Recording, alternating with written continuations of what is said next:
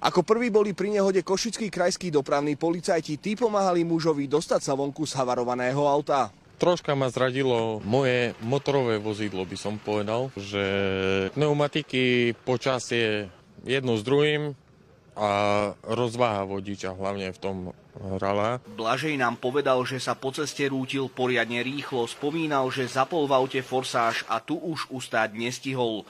Ako jeden z mála sa vraj nevedel dočkať pondelka a práce, už večer ho zapíjal. Ráno som si dal niečo ešte povzbudzujúce, nejaké adrenalín. Bolo tam nejaké 1 promile. Nie na cestu. To bolo také, že fakt ako sa teším do práce, hento tamto. Vodič bol podrobený dýchovej skúške na zistenie prítomnosti alkoholu v dýchu s výsledkom 1,17 promile. Záchranári vodičovi na mieste ošetrili poranenú ruku. Blažej pracuje ako vodič z povolania. Opitý sa tým pádom chystal šoférovať aj v práci. Alkohol tam podľa mňa nehral ani veľkú rolu. Šofér mal 2,5 promile.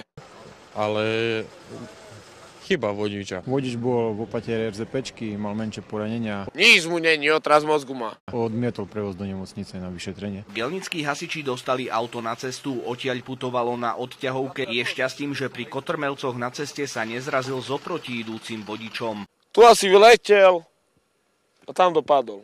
Blažej bude teraz obvinený z trestného činu, to znamená, že príde o svoj vodičák napriek tomu, že je presvedčený o opaku. Nie, daj to poriešime.